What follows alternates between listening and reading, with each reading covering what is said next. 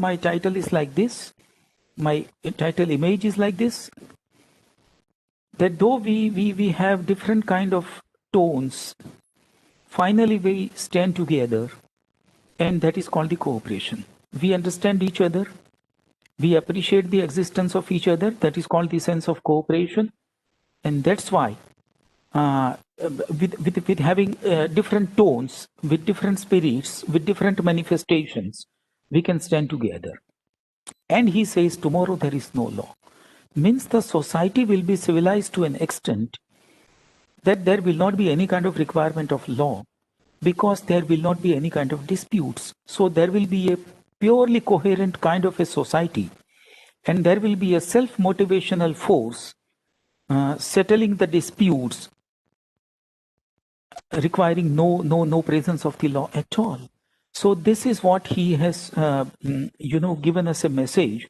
And if you remember the Marxist conclusion of his entire ideology, what Marx aimed at in those days, he stated in a different phraseology. He stated, state wither away, means there will not be any kind of requirement of the state. So it will be a self-governed society. And that was the final goal of Karl Marx. So we need to appreciate him in a proper context. And Vivekananda has also said the same thing. Here in India, we cherish today Ramarajya. Why? Because in Ramarajya, there was no intervention into the day-to-day public life of the state. And that's why we cherish Ramarajya even today. It is not only that Rama was a great king, but the people of his state, they were also highly civilized. And that's why there was no intervention of the state needed into the day-to-day life. And that's why we want to see the day, that is tomorrow, where there is no requirement of the law. And that is how, in this context, we shall be appreciating whatever discussion today we shall be making.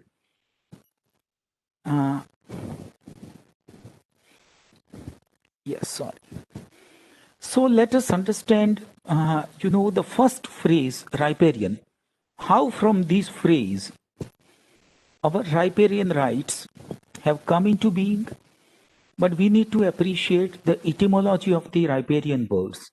Actually, there are two distinct roots from which this word has emanated. The one root is actually the Latin riparius, that is the river bank. Those who are settled on the shores of the bank, they are called the riparians. The word, that is the root from which this phrase has emanated, is exactly opposite to the first meaning. That is, that has come from the root pi. Pi means share. When we ask a question, what is the farmer's pie in this cooperative society? Means what is the share of individual farmer or the member of this society into this water user association? From that, a root that has come is re, means to scratch or tear or to cut. And from this root, another word, that is rift in the Danish language, has come into existence, which means bridge. And in the Middle High German, it is the Riff, that is the river bank or the seashore, which is very prominently meeting the first root. But here the second root, let us focus on. Rift, cut, tear means when the river traverses a particular path, you have seen the phenomenon because of the impact and velocity of the water, that it cuts the rock or the plain and it designates its own course, what is known as river gorge. So it cuts into, and that's why we call the eripia in the Greek, means the ruin. It ruins to some extent, but in a designed manner, and that is how the gorge is formed.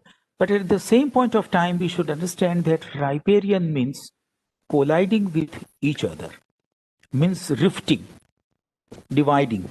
So here I think the more prominent understanding with the riparian has been with the second root. When we are practicing the riparian phrase today, that those who are sharing the same water bank, but whose interest are at the loggerheads. But we need to understand that we need to make a journey from the second to the first route. That is, we are sharing the same shore of the river bank. That is our aim. Because now we are civilized and we should travel from the second route is a genesis to the first route of genesis to rightly practice into our day-to-day life. With this context, today the sharing of water has become a conflict management, and that requires cooperation as the basis of solution. Actually, we need to appreciate the rights of others because it is necessary for the coexistence and also for the purpose of rejecting the bloodshed. It is inevitably required. Because the civilizational values have developed now and the human values have also developed, they are required to build now, replacing the brutal attitudes of the feudal era. And that is how we can better share the water, we can better utilize the water, we can shortly converge to the usable stage of the water. All otherwise, what today is happening, all the states, they are entering into a futile skirmish, simply wasting their time. Politicians deriving their best benefits to grab the political power for a decade or so, and then they wither away. They evanesce from the political scenario. Some other set of politicians take over their place, and finally they also play the dirty politics. It is the society which at the end of the day suffers by deprivation of the water, which is nobody's concern. But because we, the society, are direct victims of this, we need to understand that instead of simply entering into skirmish, we should take a wise stand and we should learn how to share the water without wasting the time, so that earliest could be the derivation of the benefits of the water.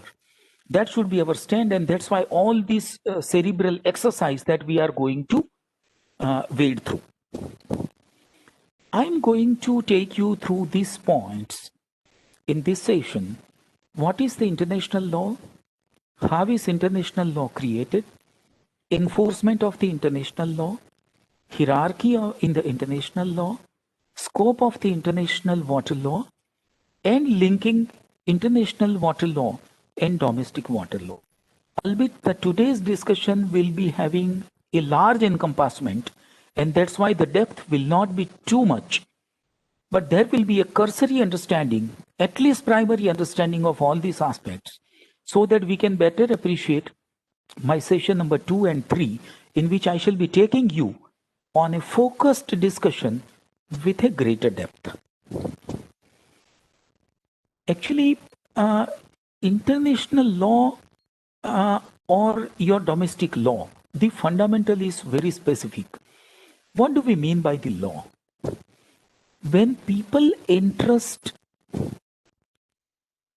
the power of making decision to govern the generic or general control of the society, and when they exercise their power and they accept some set of rules or set of principles as an official code of practice by the society, we call it a law. And when they gather, either in the form of an assembly or a parliament or a senate, and they endorse this, either by majority or by unanimity, that becomes an imposition upon the target society. And that we call the law. At the international level, because there is no single assembly to control the entire universe, there is no single parliament or no single senate to control over the universe, the nation states, here the word mind well, it is the nation states and not the states. Each nation is considered as a state, as a unit of governance. And that's why the phrase used here is the nation states. So when they all meet together and they accept certain set of rules that govern the conduct and relations of the member states of that assembly or senate or parliament, or a convention that serves as a framework for the conduct for them and a mechanism for encouraging a stability and consistency amongst all the nations' behavior who are into that group, then it becomes an international law. So this is how the same principle of enactment of the law is applied over here by formation of a common body. And in the international law, there are some lines of differentiation between the domestic law and the international law, how they differ from each other. Number one, the key actors are the units which we call the nation state in the international law, and they are bound by the rights and obligations emerging out of their union or assembly or convention.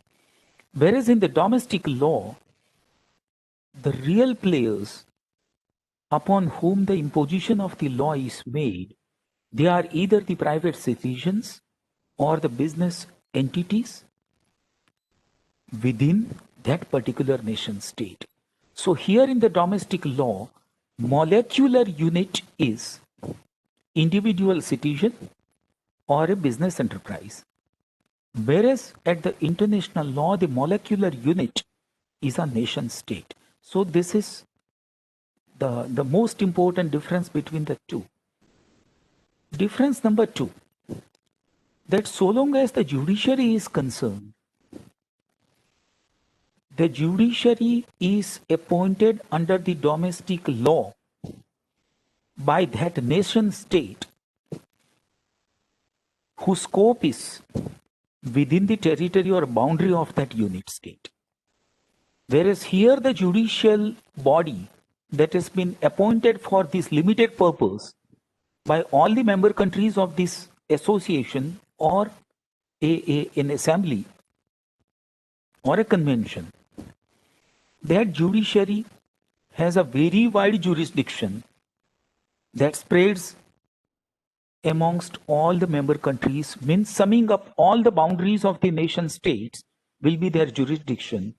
But yes, jurisdiction will be limited to this particular subject on which they have agreed to enact certain laws. So depth point of view, the scope is very narrow, but encompassment point of view, the scope is very wide with the international judicial systems. Whereas for the domestic courts, the jurisdiction from territory point of view or geography point of view is limited, but the grip on this society is so immense that the entire public life is directly affected by the behavior of the judiciary. Whereas there, the judiciary's direct impact on the social behavior is minimal. So this is difference number two. And now finally, there is one difference, that all the international laws are based on negotiated agreements. Means all the nation states have assembled together and they have negotiated certain agreements and put their signs over it. So this negotiated agreement is like a contract. And that's why this international law is basically emerging from the basic concepts of the contract. Whereas all the domestic laws, they are not actually emanated from the basic concept of contract because they are not negotiated agreements. So this is the most important difference number three. With this preliminary understanding, we shall go ahead to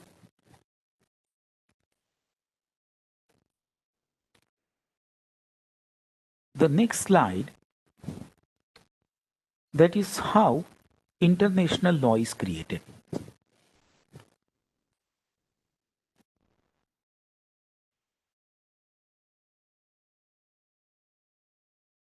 Actually, as I told you, it is formed through the mutual consent of the nation states.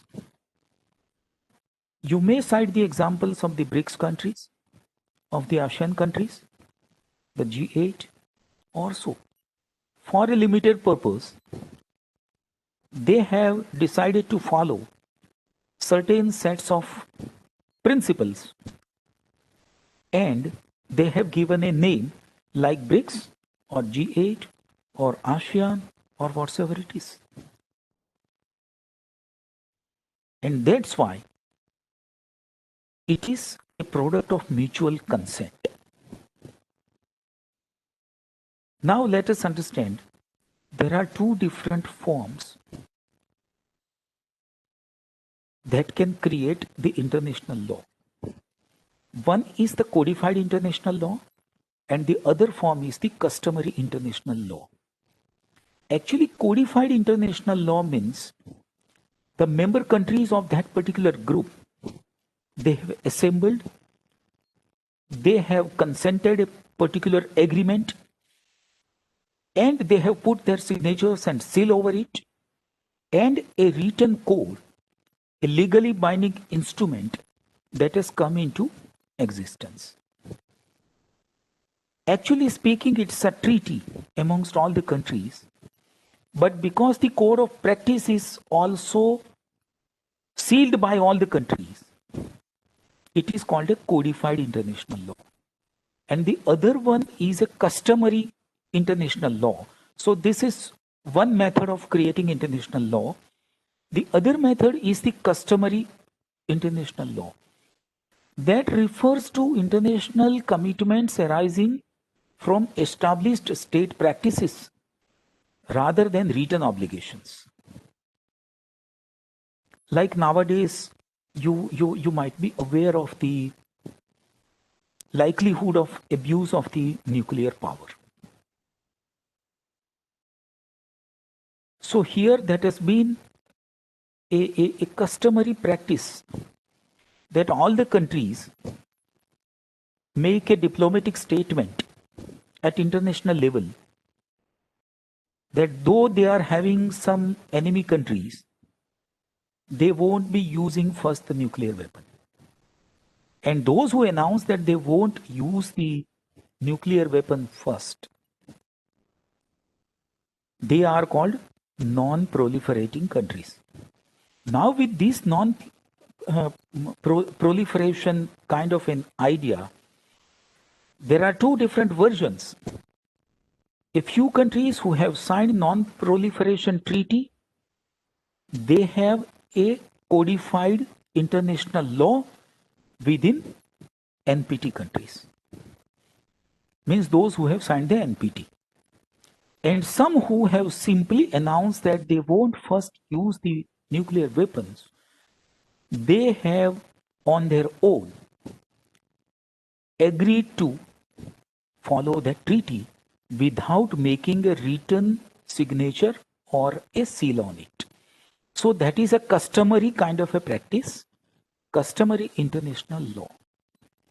Like when there is a war going on and some countries' army marches with white flag in the hands and no weapons with them, the other country has to take a notice that they are now coming forward for a negotiation or for a peace treaty. So this is a customary practice, and this is not today's practice. This is prevalent in the world for last several centuries. So this is called customary international law. So custom can also create international law like this. So this is called generally accepted social behavior of the nations. Two other sources of international laws are also there. One is called the general principles of law, that is called fundamentals of jurisprudence, and the other source is the subsidiary source, that is called case law or the precedents. So with this understanding how the international laws are created, let us go as to how they are enforced in the practice. they are operated very differently from the domestic legal systems, as I told you in the beginning. Enforcement does not occur through an executive branch of the government. Here in India, because we have accepted that judiciary, executive, and legislative are three exclusive, mutually exclusive, and independent wings of the country. Here, for us, the distinction between executive and judiciary is very clear, it is very thick. But here, in the general practice, when we say that enforcement does not occur through an executive branch of the government, means that includes judiciary as well. So the execution or enforcement is not done either by executive or the judiciary of a particular country, but enforcement is to be done by the respective governments and the international court or tribunal that they have accepted to rule over or to preside over or to adjudicate over. Now let us understand the functions. As a consent based, what these functions are. Enforcement is achieved through collective actions. Like you might be knowing that United Nations sends the UN army for the purpose of peacemaking into some infested countries, infested by violation. How this happened? United Nations army is not a particular country's army. There are so many countries,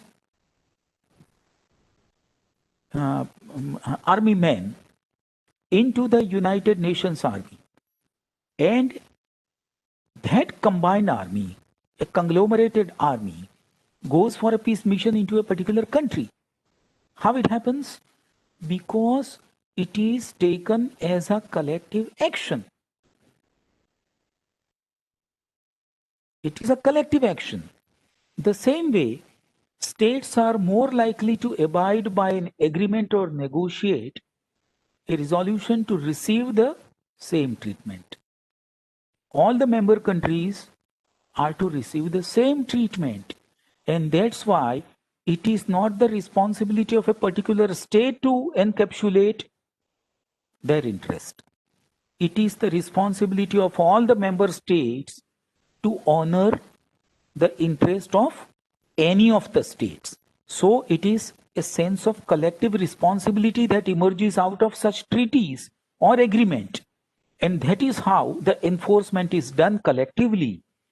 International Court of Justice and International Court of Arbitration, they are very good examples for the permanent establishments to adjudicate over that. But the members or the members nation states who have accepted the jurisdiction of this International Court of Arbitration and International Court of Justice can avail the benefit of getting honored their interest. Those who are not members cannot just approach like this. So this is how the enforcement of the international law is done. It is very tricky in a sense. In other sense, it is too simple as compared to the domestic law's execution. Now let us understand the hierarchy of the international law. Actually, the hierarchy is not very rigid over here. When I am saying hierarchy is not rigid, does not mean there is no importance of the hierarchical level. Importance is there, but still the hierarchy is flexible, and sometimes some hierarchical levels are conglomerated or they are mixed, and sometimes some hierarchical level may supersede the higher hierarchical level in the exceptional cases. And that's why I say that it is not a rigidly framed hierarchy. However, let us understand how the hierarchy in the international law is maintained and it is followed. Number one, if it is a written treaty through some convention, that is given the utmost priority. That stands number one in the hierarchy. Most important, the supreme one is that. The next is the customary international law. When there is no written treaty or codified international law, the next priority is given to the customary international law. Then the third hierarchy comes in the form of generally accepted principles of law, which I called fundamentals of jurisprudence. And then the primary sources,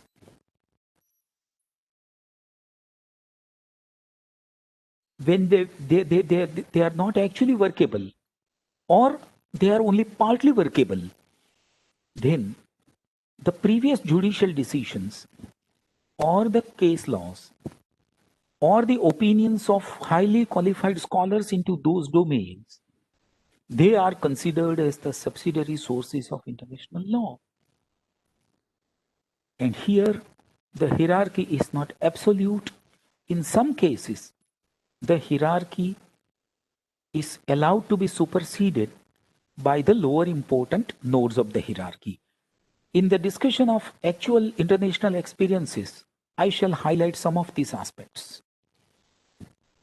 Now let us understand the scope of the international water law. Now I am focusing on the water law. Earlier it was the international law, but now we are gradually making a transition towards the international water law. It is generally applicable to the freshwater resources. It does not apply to the marine or oceanic water. Or I would say there is a separate body of law for the maritime law. And that's why here when I use the international water law, the marine law is exclusive to it. The law of the seas is also exclusive to it. And the definition of the water course is also very specifically given by the United Nations 1997 Convention, which was focused on non-navigational uses of international water courses. And they have defined the water course as a system of surface waters and groundwaters constituting by virtue of their physical relationship a unitary whole and normally flowing into a common terminus. So this is defined as an international water course, and we shall be focusing our international water law into this limited perspective so as to focus the discussion. Now, just an overview as to how the international water law is linked with the domestic water law or the national water law in our Indian perspective. Actually, international water law encompasses the accepted set of rules which govern the relationship among sovereign nations over freshwater resources. But basically, these laws have in their own foundation the fundamentals of jurisprudence and some basic principles of resource sharing, that is the natural resource sharing. But here, because water is somewhat different from other natural resources, as it is a flowing resource, coal or your iron ore or your manganese ore, they are not flowing resources, and that's why they can be defined in terms of some boundaries, say the political boundaries or geographical boundaries. But here, because water is a flowing resource, its sharing cannot be simply compared with the sharing of other resources. And that's why the principles of water sharing at international level, which are accepted in the form of international water law, they are quite distinct from other other resource sharing. So domestic water law, maybe it is pertaining to India, or it is pertaining to Philippines, or it is pertaining to Singapore, or it is pertaining to USA, but they have honored the fundamentals of jurisprudence, which are the very foundation of international water law, with proper reverberation into their codified laws. Suppose in India, several judgments have come to the surface, they are delivered by the Supreme Courts in course of time under the Article 21 of the Constitution, that is right to life.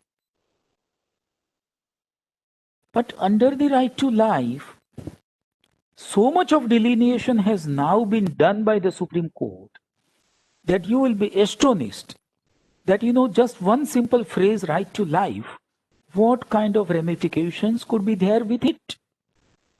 But Supreme Court has very logically delineated all these things. And so many principles, they have now become the basis of adjudication made by several river boards and several dispute tribunals. So we shall go through them one by one at the international level this time and at the state level in my subsequent lectures, lecture number 2 and 3. So let us go into that, but fundamental principles of international water law and domestic water law remain the same. Only minor modifications are made, but they are all the case-specific modifications. They are context-based modification rather than the logical modifications. Now let us understand the hydropolitics and water diplomacy, what they are and why they are needed. As I told you, now we have come out of the feudal stage of the time. Now that phase has been almost over. And now we are into the diplomatic stage wherein negotiations are more important than the muscle power. So the water resources fluctuate widely in space and time, as I told you, because it is a flowing resource. Its management is usually fragmented and it is often subject to vague or arcane and sometimes even the contradictory legal principles are applied to a particular case, and that's why some existence of hydropolitics. And let us take one note of an important aspect of the democratic life. Because there is democracy, there is politics. Even when there was no democracy, there was politics. But the type of politics has now changed. In the democracy, the politics is coupled with diplomacy, whereas in the feudal days, the politics was majorly coupled with the physical power. Diplomacy was also there, but there was in a modicum extent, whereas today diplomacy has become more important. So its importance in the democratic setup, when every domain of the public life has been completely politicized, water is also not free from that. And that's why it is hydropolitics and water diplomacy. And we, being the water professionals, must understand what is the hydropolitics and how to become water diplomats. That is our responsibility. We are the advocates of the water, for the water, and we have to live by water. And that's why this is the most important topic for us to understand. All water management is multi-objective and is based on managing competing interests of different parts of the society. The values are also competing and the demands are also competing. Adding to that, international or state level boundaries, which are the political and geographical boundaries, they add to the complexities. And without careful recrafting of these issues, the chances of finding acceptable solutions decrease exponentially. And this has been the classical history of the feudal world. Even in the recent days, some of the river boards adjudications or even the tribunals adjudications, which are not fully honored by the states within India, and this is a product of these kind of issues, that recrafting of issue that was not properly done, and the involvement of the state that was also willy-nilly. Surface and groundwater that cross international boundaries or interstate boundaries and they also add to the challenges. While the potential for paralyzing disputes is essentially too high, we have been experiencing. History shows that water can catalyze dialogue and cooperation, even between especially contentious riparians. So, what I mean to say here, that the risk is also understood to us, and that's why water diplomacy is more important over here. Hydropolitics is also there, but it is our responsibility to ensure that hydropolitics do not go beyond a certain level, especially from endangering the social existence point of view. Now, let us, go through this fundamental maxim. I shall be citing in between certain adages and maxims so as to provide the context of a particular case study. Evolution of principles from recognition of other sovereignty and equity as essentials for sharing water. And this is what I mean by sense of cooperation into the water sector. Let us first understand the doctrine of absolute territorial sovereignty, which becomes always upstream centric. Actually, it is the upstream states who are free to divert all the water without considering the need of the downstream state is called the absolute territorial sovereignty.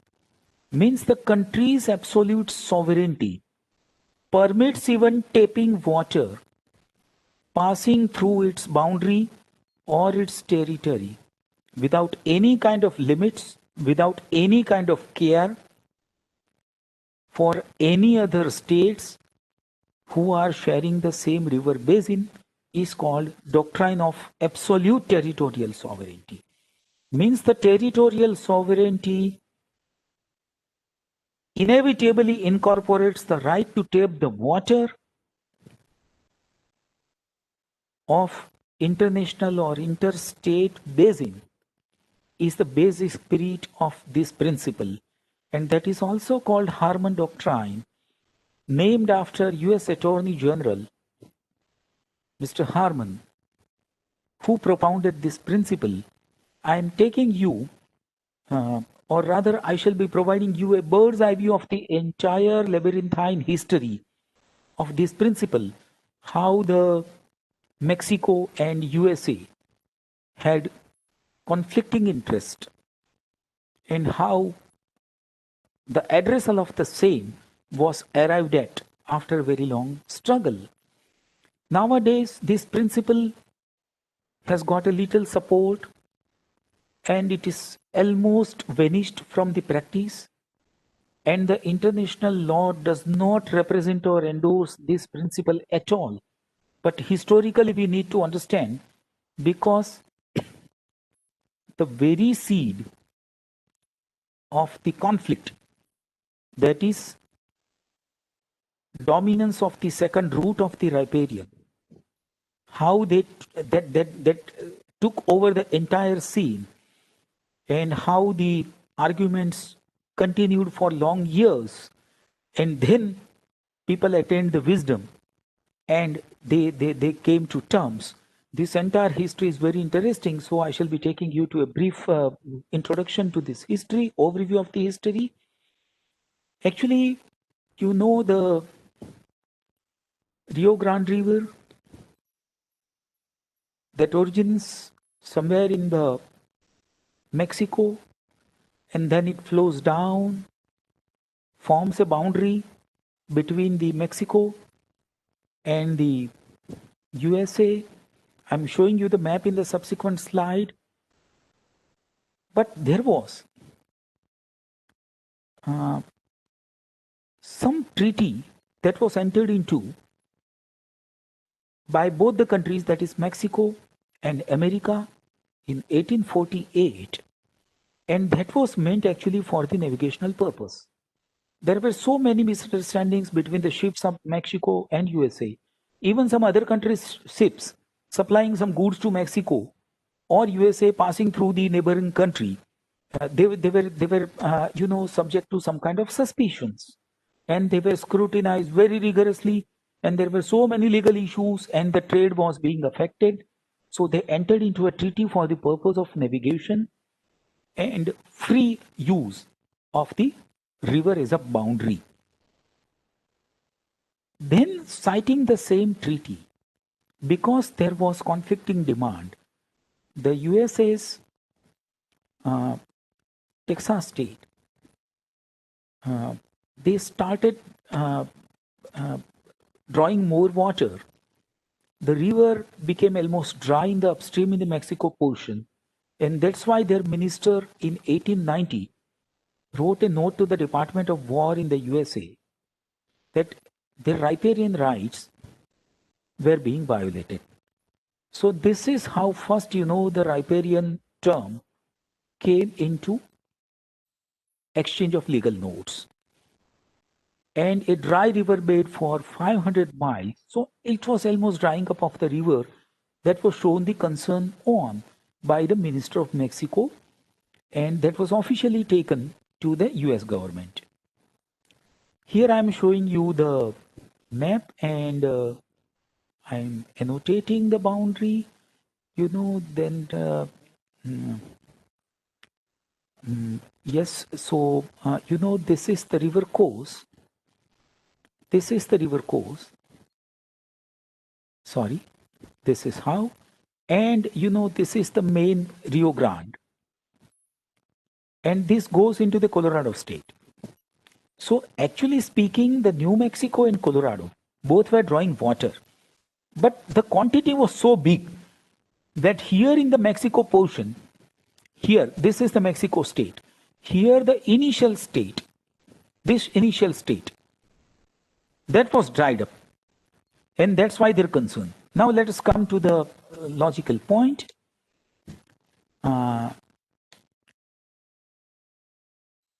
Actually, the US government's response was, very serious. We can't say that they were the sleeping ducks. They reflected very seriously.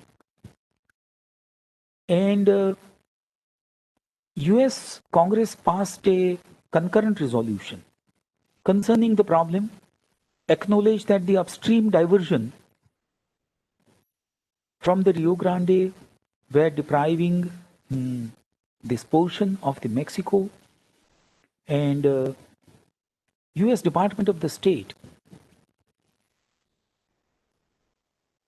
they did not have in those days any in-house legal advisor, so they referred it to the Department of Justice, and that was headed in those days by Attorney General Mr. Harman,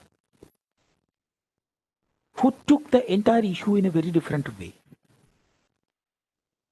He propagated that USA was a sovereign country, and in the sovereign country, I'm mending my one mistake. This Colorado River that is emanating from the USA and going down to the Mexico, I'm sorry for the mistake.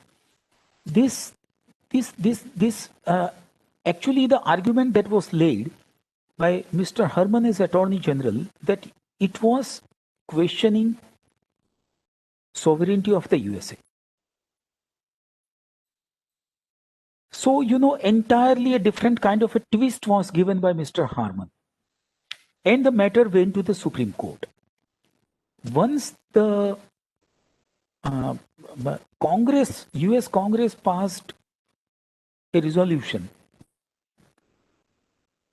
and the Attorney General was differing from it, the matter went to the Supreme Court. But Supreme Court did not agree with the Harman's theory. Supreme Court took a different stand. Supreme Court said that whatever the arguments of Harman is, that sovereignty of a nation and everything, but sovereignty is applicable for all those dealings which are limited to the boundaries of a sovereign country. But the river is not merely the boundary of a sovereign country called USA. River is a boundary of the Mexico as well, and that's why it is a shared boundary. Number two, because water is flowing and it is not limited to be within the boundary of the USA as a sovereign country. A sovereign country called USA cannot have an exclusive right on that water. So Supreme Court took a very sensible stand in those days, and the minister of the USA saw that in the court the matter was prolonging too long, so he suggested to appoint one international boundary commission, and that was jointly entrusted the responsibility of sorting out the issues by the USA and Mexico in 1889. See the wisdom of the people in those days. We need to learn from those days.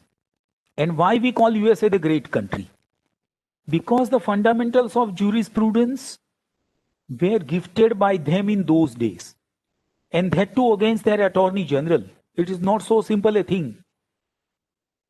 It is too big a thing. Going against the opinion of the attorney general and setting aside his opinion completely and coming out with a very humane and fundamentally strong proposition endorsing the coexistence of both the countries, that was not a simple leap towards a new milestone. And in 1889, this commission was endorsed. In 1944, a water treaty was defined by the United Nations and the United States and the Mexico, and the broad context are like this. I'm not reading them out because I'm going to share with you this presentation on the email. Now I am coming to exactly opposite kind of a principle, that is downstream riparians' rights to be considered, setting aside the importance of the upstream states' rights, completely against what Dr. Herman propounded. This is called absolute territorial integrity theory. It was, earlier was called absolute territorial sovereignty. This is territorial integrity. But this says that river is a common property of all the co-riparians, and no state is allowed to deprive other states of the benefits of waters in question. Apparently looking, this first statement is not objectionable. This is not objectionable. But let us come down. Lower riparian has the right to claim the continued and uninterrupted flow of water from the upper riparian territory, no matter whatsoever is the priority. This is now the objectionable. And that's why it is called downstream centric. This is also not supported by the modern commentators. Even it's not a part of the international water law today. Absolute territorial sovereignty and absolute territorial integrity, both were opposite to each other kind of legal concepts, competing with each other, completely against. That's why some kind of balanced approach was needed. Obviously, history is the witness of invention of the concepts, legal systems, administrative systems, and the social customs as well. So historically speaking, these two have been completely obsolete kind of principles, now not at all of any interest of anybody, but historically we need to learn them, how a balanced approach has come. First, the extreme duals, and then a balance between the two. So that is how the history has witnessed. So I thought I should give you a brief overview of. Now let us come to a reasonable balance between rights of upstream and downstream riparians. This theory of limited territorial sovereignty, this is called the balanced approach.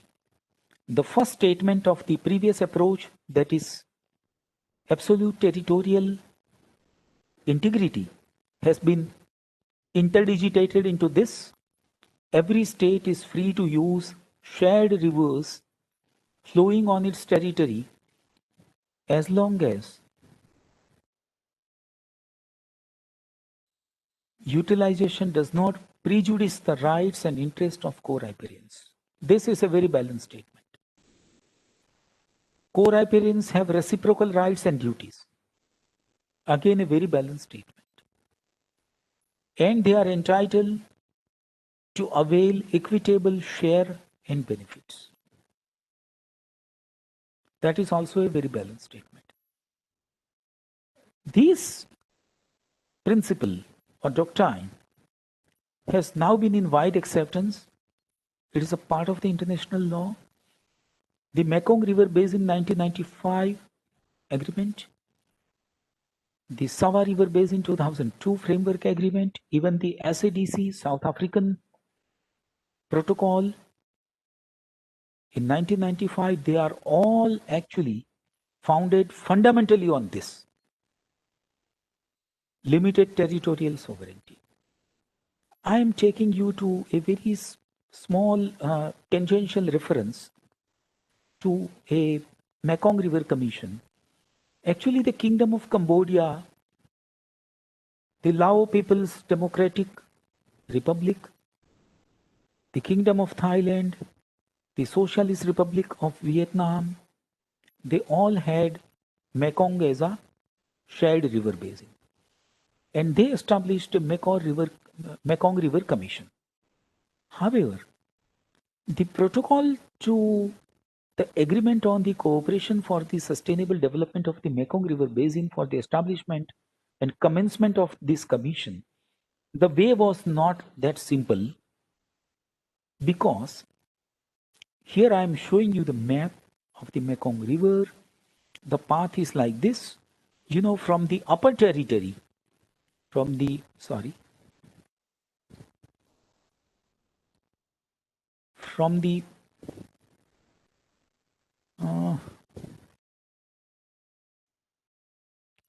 upper territory, like this, the river flows down like this, and finally it comes over here in the Vietnam. Obviously, the interests were colliding. So, in this colliding interest,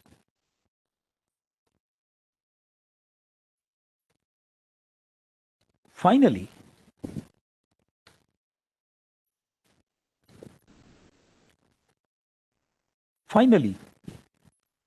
the path was established by the lead of the tailender state, because obviously the tailender state is the most depriving state.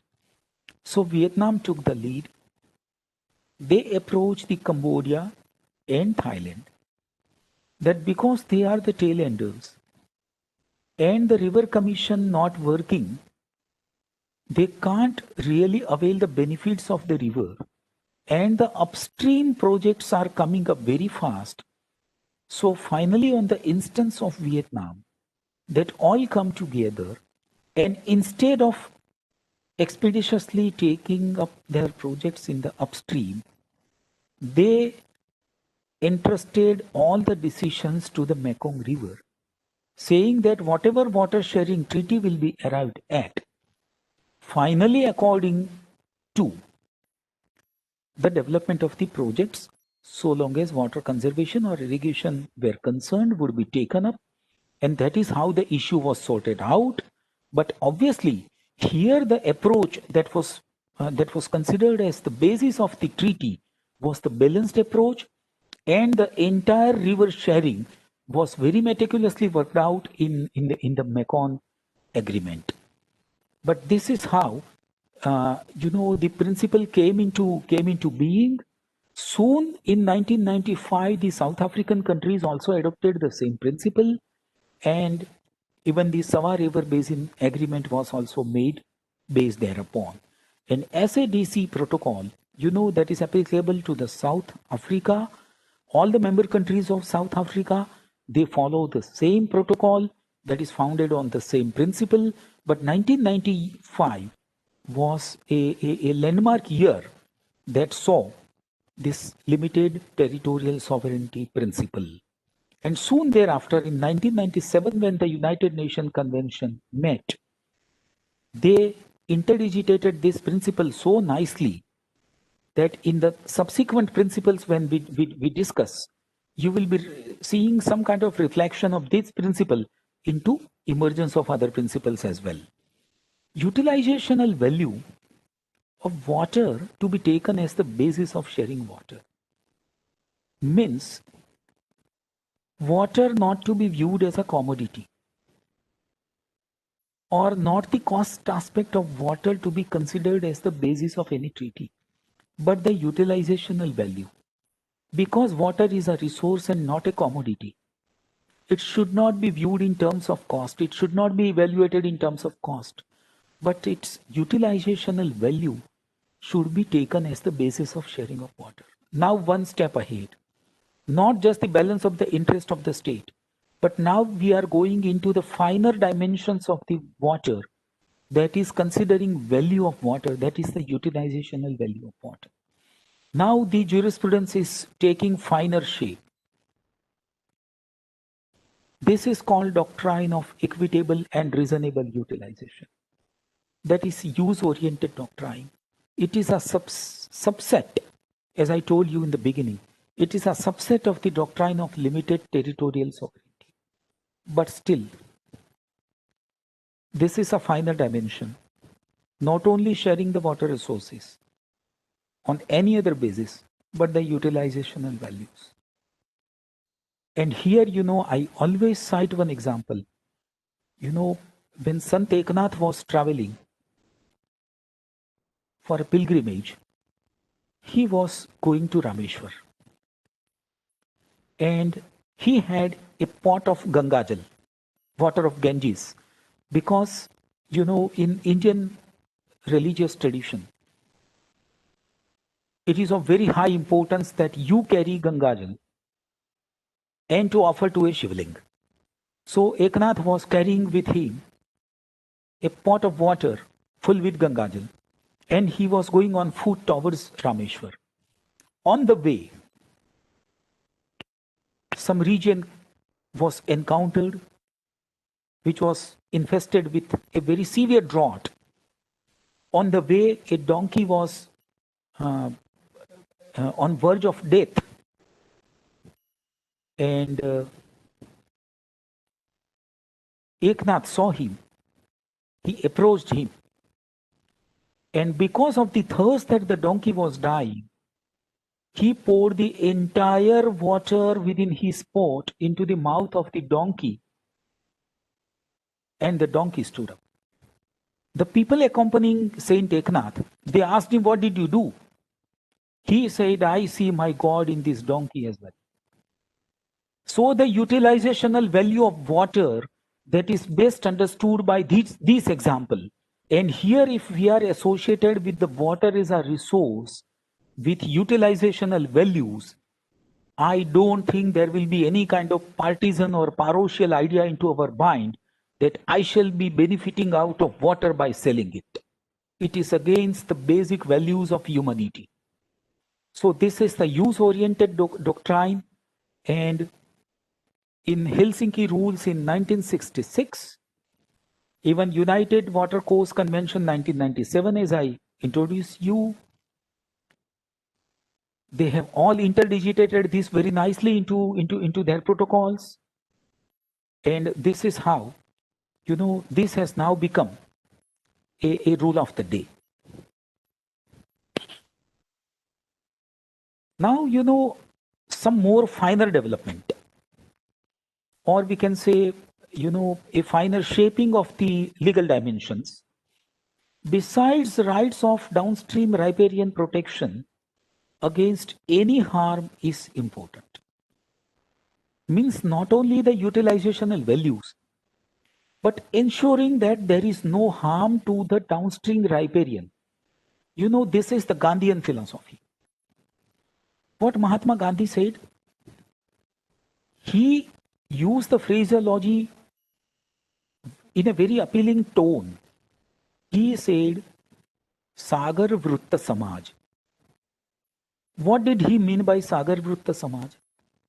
He said that when there is a whirl occurring in an ocean or a water body, there is an outer periphery, then there is an inner circle of water eddy, then there is further inner circle, and then there is a concentric kind of a phenomena developing to form the core point.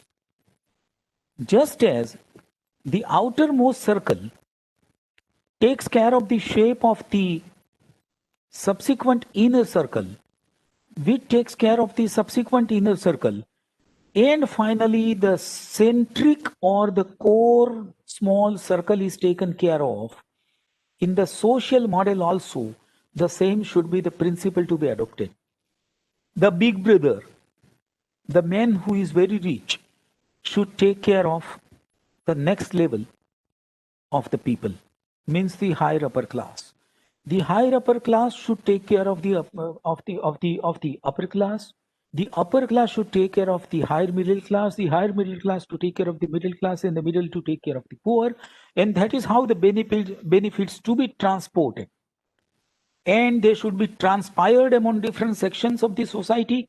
And that is how you can have a coherent society.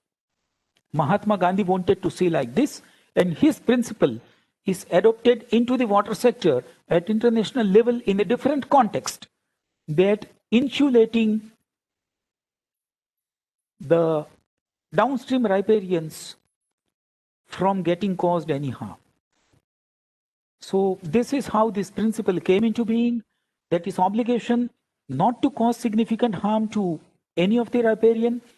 So this principle says that no states are allowed to use the water courses such that significant harm is caused to other basin states or basin nations or to their environment even, including harm to the human health.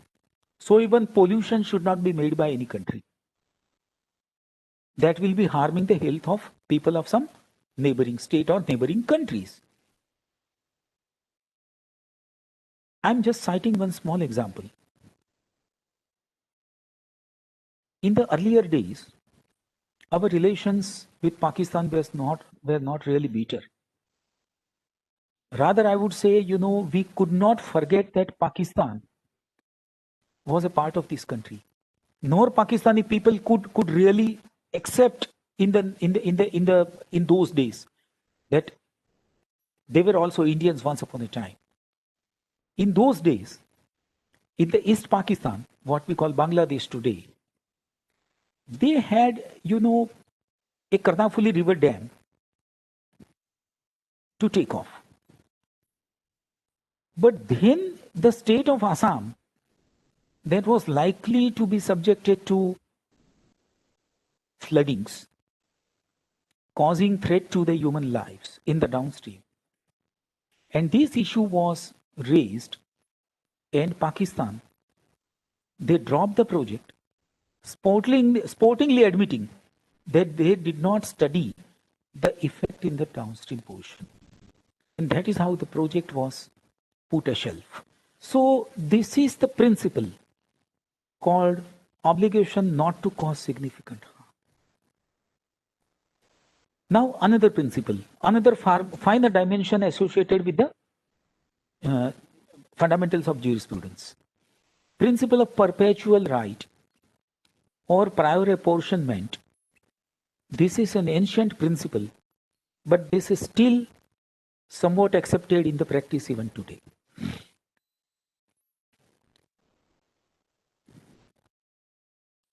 This has a historical basis. Even in our general social behavior, this principle is very nicely interwoven. Sometimes we see that there is some kind of, a mela. In India, Kumbh Mela is also there. Then some festival mela is also there, like Janmashtami. There is some kind of mela. You know what the hawkers do? There is no permanent establishment of any hawker over there. So they come a day or two prior to the actual event. They establish a small tent over there. They spread their sheets of plastic or tarpaulins, and they demonstrate their products or the commodities over there, and then the customers go and they buy the product, and that is how a temporary kind of a market comes into being. But these hawkers, they follow first come first rule. That is the historical basis rule, that who came there first, who spread his tarpaulin first, that much portion is his, and the next one whosoever comes will be taking adjoining portion or some other part of it. But he will not disturb the one who has first established his tent and a selling hawk. So this principle, in the practice, how it came into being.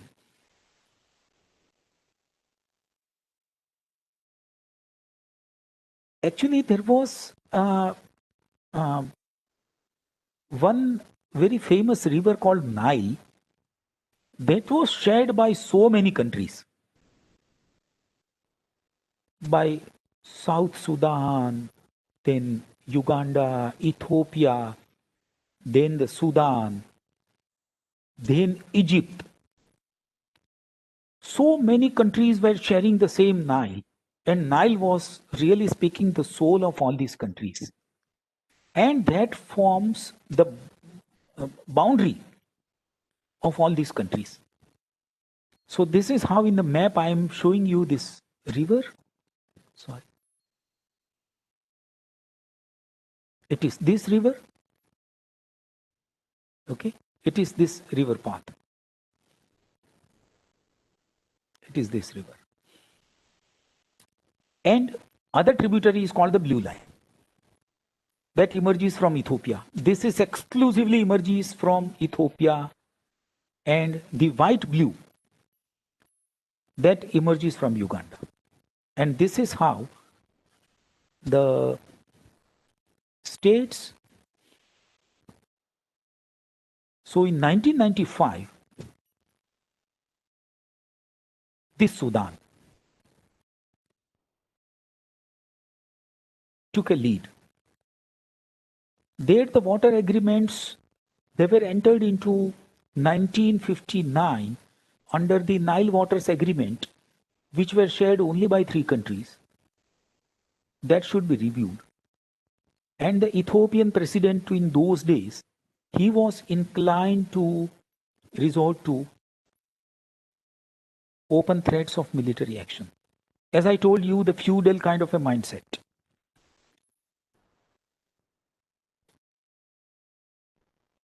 Then,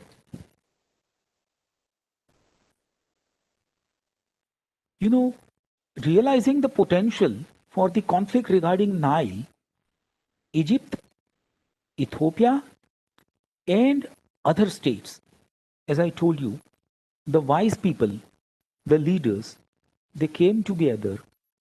They decided to develop a Nile Basin Initiative in 1999. And in 2010, in very short a period, just a decade, NBI produced a cooperative framework agreement. That was albeit rejected by Egypt and Sudan both, because their interests were not sufficiently taken care of in this agreement.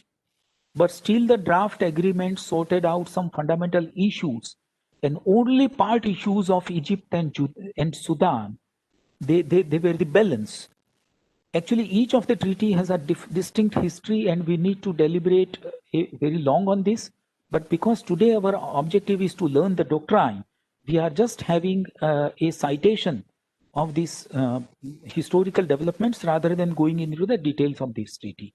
So their refusal to join the CFA, but still they persisted, the furtherance of the CAA.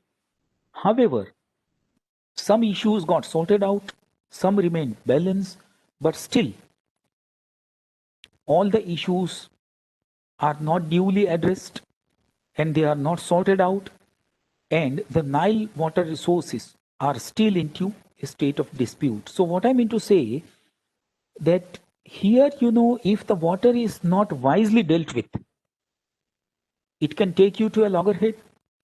If you wisely deal with it, it can become a cementitious element, and that can conjoin the societies, make a coherent society. It depends how you view the water, how you deal with the water. Now I am taking you to the India-Nepal Sarda Agreement, founded on the same principle. But that was a successful agreement. Here I have given you a agreement that could not finally got adopted into practice, whereas here I am citing one agreement that really came into being and it remained into currency for long years. This is the Sarda Agreement of the British India. In 1920, there was an exchange of letters between Nepal and British India that there should be a barrage in the Mahakali River. I'm not talking of Mahakali Treaty. It is exclusive treaty that came up much subsequently, long subsequently, and if time permits, we shall go into those details in some other session. But this is I'm calling of the Sarda Agreement. Mahakali River and a barrage to be constructed thereupon. Irrigation in India and some parts of Nepal was the main purpose. After 4 years, Nepal was to receive up to 1,000 cubic of flow from the barrage, and that too during the summer season, and 1,000 cubic Nepal was to receive, and 150 cubic during the winter season for the irrigation purpose. So there were two different seasons, non-winter 1,000 and winter 150. That is how. And the balance would be used by India. Nepal was able to make complete use of its own share long after. Only with the World Bank assistance they could complete their project in 1978. They took up in 71 and completed in 1997-98. So what I mean to say, the treaty went very fine. Nepal was given its share, but it could not harness the share. But still India honored the treaty. India never backed out of the treaty, saying that it was the British India and now we are a free India, so we are two separate countries. We never said like this. So this is, the India's gesture of respect to the sovereignty of the neighboring countries. Now, besides water resources, their benefits are the basis of sharing. I'm not talking of the values of the water. I'm talking of the benefits that are derived by the countries or states as the basis of sharing. In my second lecture, when I shall be discussing the Narmada Water Dispute Tribunal's award, I shall be discussing this aspect much in the details. This is called theory of equitable distribution of benefits. This is also very much in the vogue. In 1909, when the boundary water agreement between USA and Canada took place, and in 1964, the Columbia Treaty between the USA and Canada took place, they were having these fundamental ideas as the very foundation of the treaty. Here, there was an international joint commission appointed by both the countries together. More than 100 boundary water issues were addressed by IGC, and this is the world record. Some adjudication body or a forum has addressed some 12 issues, 15 issues, but this is the body which has adjudicated more than 100 boundary water issues so far, and it is still there. It is in existence. Now, the principle of consensus. When the cooperation is there is consensus. And when there is a consensus, there is no dispute. So there is not much to debate on this, but this is dynamic but consent-centric kind of a principle in which all the riparian states are entitled to use the water with prior notice, consultation, negotiation, as the case may be. And even the proposed project could also be taken up by the consensus of the riparian state. Nothing to discuss about this principle. It is accepted and it is taken as the foremost priority. If there is consensus, there is nothing kind of deliberation or dispute. It is simply, exchanging the greetings. Most of the treaties contain this principle nowadays. And that is the final product of the negotiation. This is the final product of the negotiation. As I told you, the IJC. What IJC was? It was actually based on mostly the consensus. But the consensus was arrived at by resorting to the principle of equitable benefits. That's why I have taken it into that slide instead of this slide.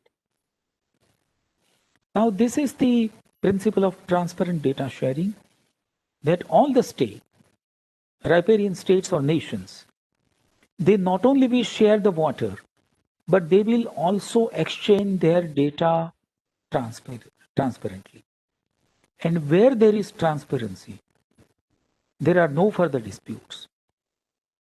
If we maintain the transparency in the relationship is always long lasting. In 1944, USA-Mexico Water Treaty, as I told you earlier in the Harmon's theory, 1960s Indus Water Treaty, they all actually had this aspect into that we shall be sharing all the data transparently to you. That is the stakeholding states or nations. And this transparency is the leitmotif of all the treaties. But here I want to clear that taxonomy that is followed by prioritization and combination of doctrines is the practice. What I mean by taxonomy? That no principle is the only principle of doctrine to help you arrive at a treaty. You need to understand all the principles together, put them in the right context for addressal of an appropriate issue in the appropriate context, and that is how all the doctrines and principles will together provide you a set of solutions. It is not that any of the principles is the panacea. That is, we need to understand. So we need to appreciate the appropriation as to how it is ensured in a particular situation, particular context, particular frame of the circumstances and issues. And these kind of, what you can say, your apt of applying the doctrine will help you better negotiate, better convince the people, and bringing all them to a single page. So a taxonomy is required to be followed by proper prioritization. How to apply which principle, where, when, why, by which method, in which context. All this, will be forming your acumen, and you will become better water diplomat. I'm, just giving you some historical overview of, one treaty that there was, Kashmir as a princely state, and there was one ruler. He had a water sharing treaty with the British government signed for the irrigation in 1870s. And that was that became the concerns for the Sindh and then Punjab. British government formed a judicial commission to resolve such conflicts, which was finally resolved through Rao Commission report in 1940. But that was not properly implemented due to creation of India and Pakistan in 1947. I am taking you to a very clumsy history. that in spite of being wise people on both the sides, culling out of the paltry issues was not possible. Because the situation sometimes, makes so clumsy an issue that nobody can sort it out. So here, because of the 1947 separation of Pakistan from India, the situation became more clumsy. Then I'm talking about Indus now. In the Indus Water Treaty, finally we signed some kind of treaty in September, that was 19 September in Karachi, 1960. It was 10 years period given to Pakistan for construction of 2 large dams, 5 barrages, 8 link canals to divert the water of western rivers into the eastern rivers. And this is the Indus Treaty. You know it better. Now this is the Indus. These are, all the tributaries. These are all the tributaries that goes into the Indus.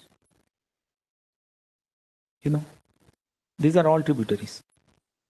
They finally, go into the Indus like this. And, this Jhelum and all, this finally, comes into the main course of Indus like this. Jhelum, Chenab and all.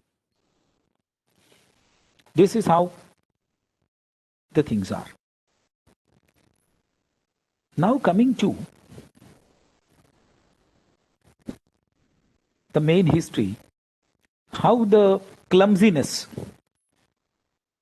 that made all the wisdom completely go out of the scene. In 1986,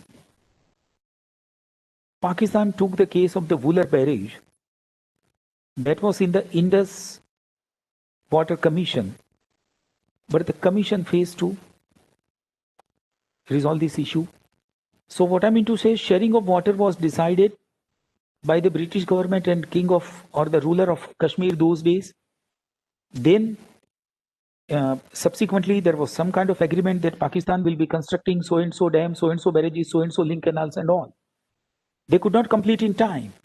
And then finally India started Vular Barrage construction. Pakistan took this issue.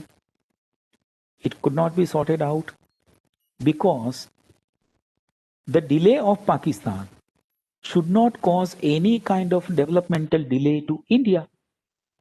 That was the fundamental of the jurisprudence that we as India put forth. Then Pakistan decided to take it to the international court.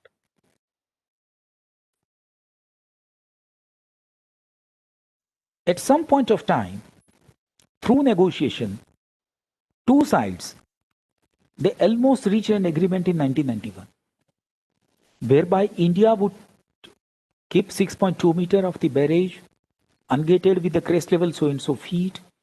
However, the agreement was not signed. By raising the issue of Kishan Ganga project, because the main course of the Indus has so many tributaries. So on any of the tributary, Pakistan was denying any kind of development to be done by India. And India said that if we don't harness any kind of water in the upstream tributaries, then what is the meaning of, entering into a treaty with Pakistan? Pakistan was given a specific set of dams, barrages, link canals, and the water quantum as well. Now that India is exercising its privileges to develop its own water resources, how can Pakistan stop? And the infighting prolonged quite a long, even in 2012, a round of bilateral talks went on for the Tulbul navigation project and even the or the Vular Barrage project. Pakistan kept on raising one after another issues. Finally, they raised the issue of the Baglihar Dam on the Chenab. Indus Water Commission in 2015 again met. Pakistan claimed that any of the development by India on the upstream tributary would be obstructing their prospects. India's stand was very clear that whatever has been given to the Pakistan is unable to be harnessed and we are not making any encroachment on already allotted to Pakistan kind of a quantum of water, then how our project should be stalled by Pakistan? World Bank finally appointed a neutral expert, and these neutral expert that sorted out some of the crucial issues, but still all of the solutions were not acceptable to Pakistan. Pakistan objected in that report that reducing the crest elevation of the dam, that is which dam? The crest level that was earlier divided for the ungated structure. That was again a bone of contention made by Pakistan. So what I mean to say, in case the stakeholding states are all not wise, and even if a single state or a nation is a wild ball player, then you cannot harness the benefits of the water. This is the fundamental principle. So either you become all wise or all you become mad. In between, there is no solution. When all are mads, obviously fight is the outcome. When all are wise, exchange of the greeting and exchange of the benefits is the solution. So this is how the history has taught us about sharing of the water. And I'm thanking everybody for patiently hearing me. And in the final slide, I want to drive home one fundamental point of the social behavioral science, that when so many people meet together and they exchange their views, then something innovative comes out. And that's why, in our Vedas, what we say, Sangachadvam Samvadadvam Samo Manansi Janutam. So this that is collaboration and cooperation to supersede the animal instinct of the feudal times of the human development. That is what we have learned today through this first session. And now I think I should open this session for the questionnaire. We have devoted some half an hour for the questionnaire. So I shall now, go to the check box. And now I am not sharing the screen. I'm coming out of this. So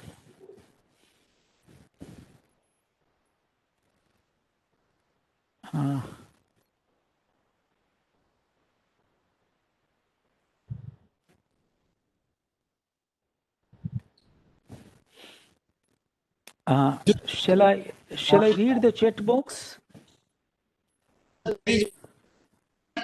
From Mr. Wasim, he's asking what are the major factors, areas, guidelines in the order of priority, if any, which guide the philosophy behind the principle of equitable apportionment as agreed in various international customary laws. Yes, the United Nations 1997 conventions, what you can say, they are not the enactments, but they are the agreements. They are the source material for this. And then there is one document called the Berlin Law. That is in the amendment of the 1997 agreements. That is, the basic document as a guideline for the principle of equitable apportionment to be followed in practice. Though it is a customary law, but it has nicely been interwoven into these two understandings. The next question, to what extent principles of international water law has been followed under Indus Water Treaty? In the Indus Water Treaty, the principle of equitable apportionment has been very nicely followed. Actually, in the execution of the practice, that the issues came on the way. Otherwise, Indus Water Treaty in principle is very mature kind of a treaty, and very nicely it has been founded on the principle of equitable apportionment.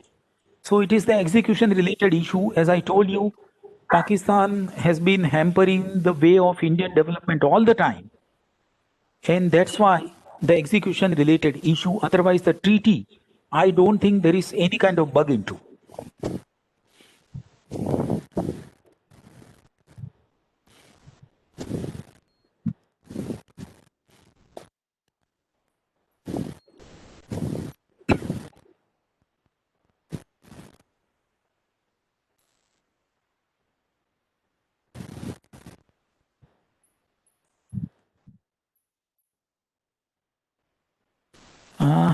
Another question has popped up, that is, but meaning of equitable and reasonable is very dynamic, and treaty was started in 1960 and no change in any of its provision. Yes, we need to review the treaty, but so long as the context of 1960 were concerned, the treaty was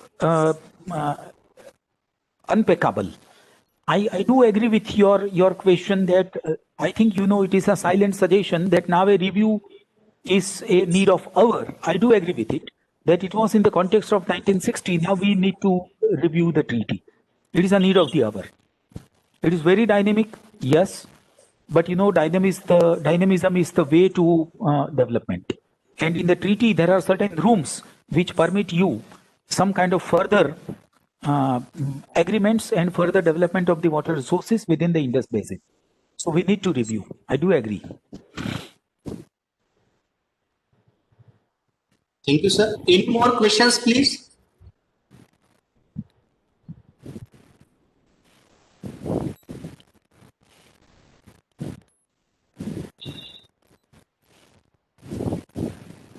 Okay, friends, any more questions? If no questions, then can we stop here?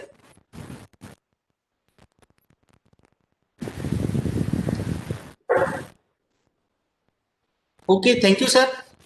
So nice of you. Yes, on behalf of National Water, I'm giving sincere thanks to sir. Okay, thank you.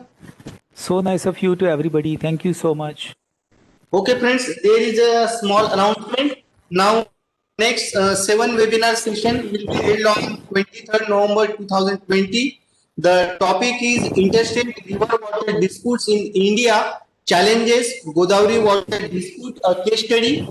This session will be covered by Shri Chandrasekhar Iyer. Now he is chairman Godavari River Management Board, Hyderabad. Okay, friends, we will meet on 23rd. The same link will be shared with you on one day before. That is on Friday. Okay, thank you. Thank you. Have a nice day.